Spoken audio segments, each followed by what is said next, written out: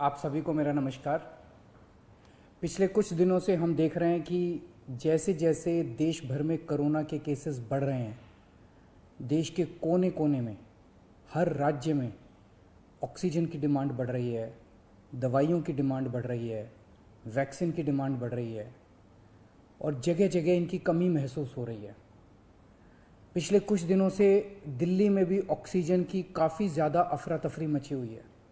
कभी इस हॉस्पिटल में ऑक्सीजन की कमी हो गई, कभी उस हॉस्पिटल में ऑक्सीजन की कमी हो गई, इस हॉस्पिटल में 2 घंटे की ऑक्सीजन बच गई। मैंने खुद रात रात भर अस्पतालों में ऑक्सीजन का इंतज़ाम कराने में गुजारी है कि कहीं किसी अस्पताल में ऑक्सीजन की कमी से कहीं मौत नहीं हो जानी चाहिए। केंद्र सरकार हर राज्य को ऑक्सीजन का कोटा तय करती है। देश भर में जितनी भी ऑक्सीजन बनती है, केंद्र सरकार तय करती है कि इस राज्य को इतनी ऑक्सीजन मिलेगी, इस राज्य को इतनी ऑक्सीजन मिलेगी। अब दिल्ली को कितनी ऑक्सीजन चाहिए? दिल्ली सरकार ने अपना एक एस्टिमेशन लगाया जिसके हिसाब से दिल्ली को रोज़ाना 700 टन ऑक्सीजन की ज़रूरत है। केंद्र सरकार ने हमारा कोटा कल तक 378 टन तय किया हुआ था। ये कोटा कल शाम को बढ़ा के 480 टन कर दिया है केंद्र सरकार ने।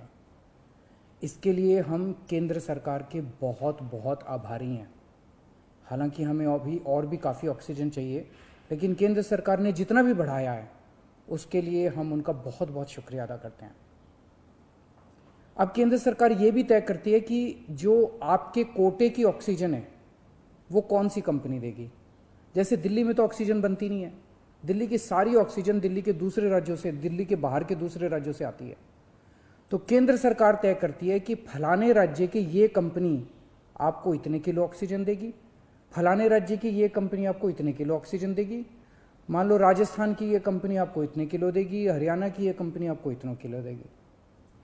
तो केंद्र सरकार कंपनियां तय करती है कि किस कंपनी से दिल्ली को अपने कोटे की ऑक्सीजन आएगी। अब दूसरी समस्या यहां पे आ रही है कि ये जो कंपनियां जिन राज्यों में हैं, उनमें से कुछ राज्यों की सरकारों ने उन कंपनियों से जो दिल्ली के कोटे की ऑक्सीजन आनी थी वो भेजनी रोक दी। राज्यों ने कहा कि पहले हम अपने राज्य में इस्तेमाल करेंगे, दिल्ली का कोटा भी हम इस्तेमाल करेंगे, दिल्ली के जो ट्रक हैं वो जाने नहीं देंगे। लेकिन मैं केंद्र सरकार का और दिल्ली हाई कोर्ट का शुक्रिया अदा करना चाहता हूँ। पिछले 2-3 दिन के अंदर उन्होंने हमारी बहुत मदद की है, जिसकी वजह से अब ऑक्सीजन दिल्ली पहुँचने लगी है। जो जो दिक्कतें आ रही थी, हम लगातार पिछले 2 दिन से एक मिनट टू मिनट, मैं खुद, मनीष जी, मैं, हमारे सारे ऑफिसर्स केंद्र सरकार के लगातार संपर्क में थे। परसों रात को मुझे याद है जब जीटीबी हॉस्पिटल में वहाँ का ट्रक एक पड़ोसी राज्य से चलना था पर वो चला नहीं, जीटीबी ऑक्सीजन में आनी थी ऑक्सीजन, तो एक केंद्रीय मंत्री को हमने फ़ोन किया और उन्होंने तुरंत वहाँ पे बात करके उस ट्रक को वहाँ से छुड़वाया। हम लगातार संपर्क में हैं, एक एक ट्रक को अस्पताल पहुँचाने की कोशिश कर रहे हैं। हम सब लोग 24 घंटे काम कर रहे हैं, सोए नहीं हैं। हाई कोर्ट और केंद्र सरकार से जो मदद हमें मिली है उसके लिए तहे दिल से हम उनका शुक्रिया अदा करना चाहते हैं। जो कोटा हमारा बढ़ाया गया है अभी ऑक्सीजन का, उसमें उड़ीसा से काफ़ी ऑक्सीजन आनी है, तो बढ़े हुए कोटे की ऑक्सीजन को भी दिल्ली पहुंचने में कुछ दिन लग जाएंगे। हम कोशिश कर रहे हैं कि अगर हो सके तो हवाई जहाज के जरिए उड़ीसा के से ऑक्सीजन लाई जा सके। जब हमने लॉकडाउन लगाया था, मैंने आपको बोला था कि ये 6 दिन का जो लॉकडाउन है, ये 6 दिन हम आराम नहीं करने वाले, हम 24 घंटे काम करेंगे। इन 6 दिनों को हम इस्तेमाल करेंगे दिल्ली के हेल्थ इंफ्रास्ट्रक्चर को और सुदृढ़ करने के लिए। इन 6 दिनों में दिल्ली में जो ऑक्सीजन की कमी है उसको ठीक करने के लिए, दिल्ली में जो बेड की कमी है उसको ठीक करने के लिए, और हम 24 घंटे लगे हुए हैं दिल्ली के हेल्थ इंफ्रास्ट्रक्चर को और इम्प्रूव करने के लिए। इस लॉकडाउन के 6 दिन जो हमें मिले हैं, इन 6 दिनों में हम पूरी कोशिश कर रहे हैं। एक और बात, ये बहुत बड़ी आपदा है। इस आपदा में अगर हम सारे लोग हरियाणा, पंजाब, तमिलनाडु, गुजरात, पश्चिम बंगाल इसमें बट गए तो भारत नहीं बचेगा। इस वक्त हमें एक दूसरे की मदद करनी है। हमें भारतीय बनना है, हमें इंसान बनना है। देश के लोग आज सभी न्यूज़ चैनल पे देख रहे हैं कि दिल्ली में आने वाला ट्रक किसी और राज्य ने रोक दिया, मध्य प्रदेश में जाने वाला ट्रक फलाने राज्य ने रोक दिया। ये तो ठीक नहीं है। लोग ये नहीं चाहते।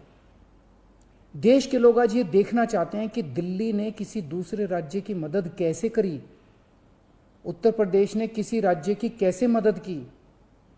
हम एक साथ मिलके आपदा से लड़ना है हमें, तभी भारत बचेगा। अभी तो समय ये है कि उत्तर प्रदेश वाला दिल्ली की मदद करे, दिल्ली वाला हरियाणा की मदद करे, हरियाणा वाला बिहार की मदद करे, बिहार वाला गुजरात की मदद करे। हम सारे लोग अगर एक दूसरे की मदद करेंगे तभी तो भारत बचेगा। और अगर इतनी मुश्किल घड़ी में भी हम सारे एक दूसरे से लड़ने लग गए तो अगर भारत राज्यों में बट गया इस समय तो फिर भारत को कौन बचाएगा।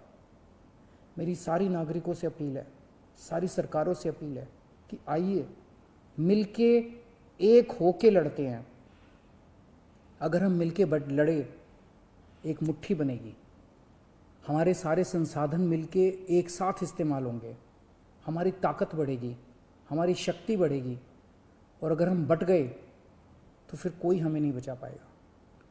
मैं सभी राज्य सरकारों से कहना चाहता हूँ कि दिल्ली का मुख्यमंत्री होने के नाते मेरे से जो बन पड़ेगा, मेरे हाथ में जो होगा, आप मुझसे मांगिए, मैं दूंगा।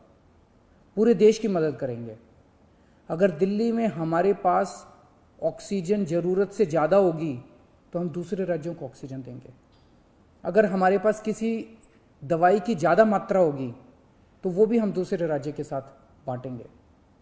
और जब दिल्ली में कोरोना कम होगा और किसी दूसरे राज्य में डॉक्टर्स की ज़रूरत हुई, हम वहाँ डॉक्टर्स भी भेजेंगे। हम सभी भारतवासी हैं, हम अपने देशवासियों की मदद करेंगे, सभी राज्यों की मदद करेंगे, क्योंकि ये बीमारी कोई बॉर्डर देख के नहीं फैलती। मैं उम्मीद करता हूँ कि इसी भावना के साथ हम सभी मिलके एक साथ, सारी सरकारें, केंद्र सरकार, सारी राज्य सरकारें, हम मिलके काम करेंगे, एक भारत बन के काम करेंगे कोरोना को हराने के लिए। हमें पूरी दुनिया के सामने दिखा देना है कि विश्व में सबसे ज़्यादा कोविड केसेस भारत में होने के बावजूद कैसे भारत के लोगों ने, यहाँ की सरकारों ने मिलके कैसे इस आपदा से लड़ाई की, कैसे हमने सारा प्रबंधन किया। भारत के लोग दुनिया को दिखा देंगे कि कैसे एक साथ मिलके इस खतरनाक बीमारी को हमने हराया। जय हिंद।